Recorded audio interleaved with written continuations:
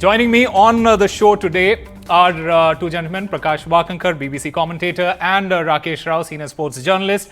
Let me start by asking you, Prakash Wakankar, about this Shubman Gill situation. From what we understand, he is out of contention for the Afghanistan game.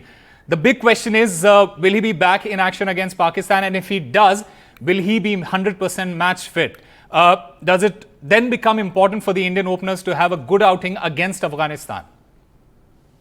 Well, there are three questions you've asked. One is does it become important for an opening partnership to be good? That's given. It has to be. Ideally, that will happen.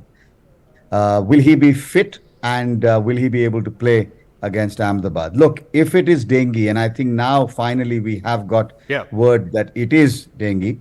I'm no doctor, I'm no specialist, but to my understanding, even though these players are supreme athletes, they are very fit, they are very young.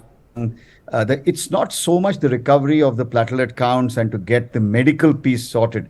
It is the fatigue and the absolute draining sense that you get from dengue. How long that will take, and whether or not that means you can put him out there for 100 overs in searing heat, I would be extremely surprised. I don't want to be negative, but I'd be extremely surprised if he's able to play in Ahmedabad against Pakistan.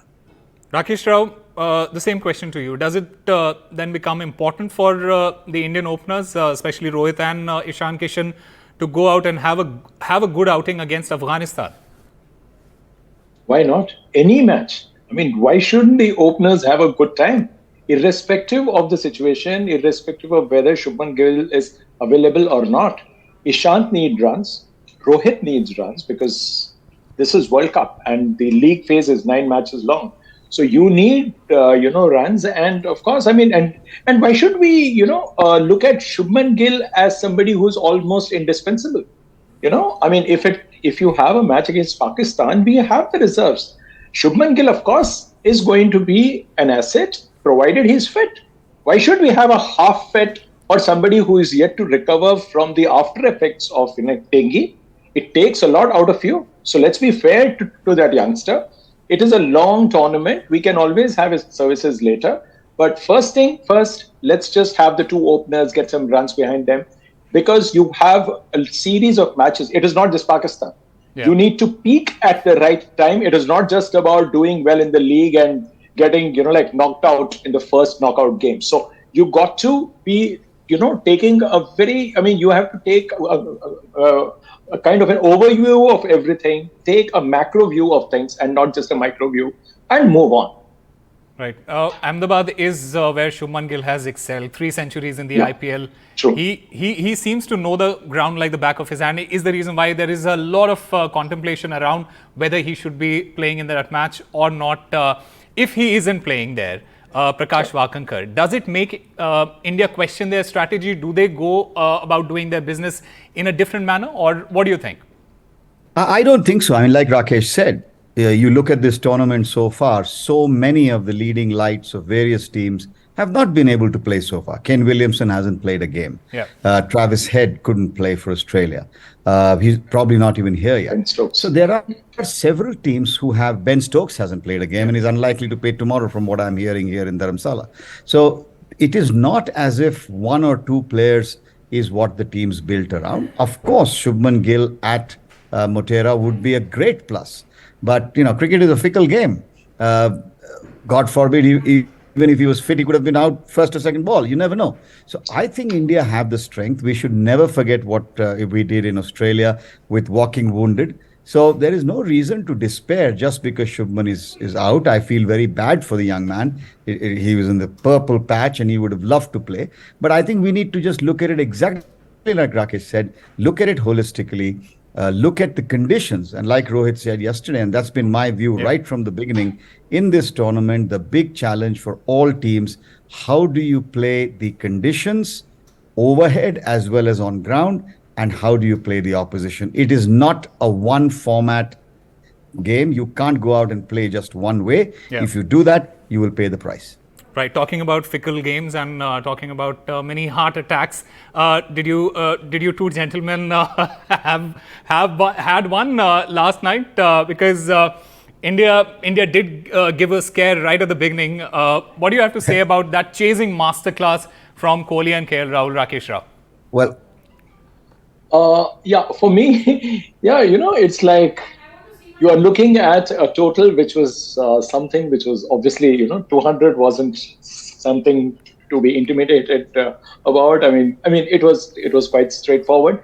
But then when you lose 3 wickets up front, Yeah. and then you have two guys who are supposed to stay there, of course, I think masterclass, yes, more so because I thought that these two men realized that this target did not require all those big hits. You could still make ones and twos, keep rotating the strike.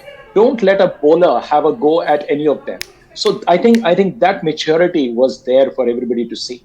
And what they did was fantastic. They didn't let the bowlers settle in, and they couldn't, and the best part was that I think the captain also missed a trick or two.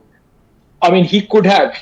Of course, now with the advantage of hindsight, we can all be very, very wise and say that he should have had a couple of these guys bowl 2 extra overs. Having said that, I still feel that Australians still wanted Adam Zampa to do what the Indian spinners could do with those 30 overs. But then Zampa was attacked right up front, and he was left to find his feet. But then thereafter, I've always felt that in these conditions, three fast bowlers are all fine.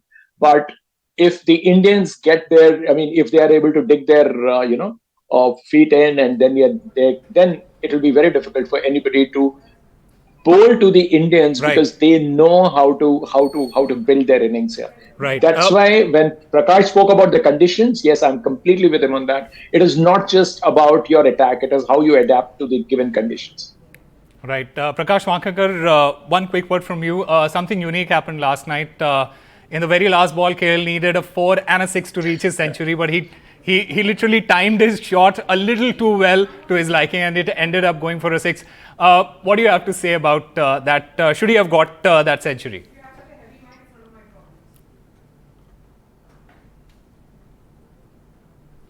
So you need to unmute yourself. sorry, we Indians are very good at picking, the tiniest thing to go and have a go at people, right? So people are now criticizing him, saying he wanted 100. Why not? He did all the hard work. Hundreds is what people remember. 5 years from now, no one's going to remember 97 not out, believe me.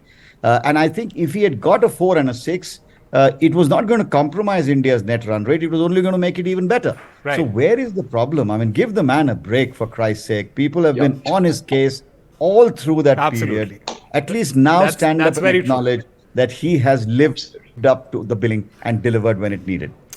Right. Gentlemen, thank you very much for joining us on Turning Point. We'll slip into a short break. News continues on the other side.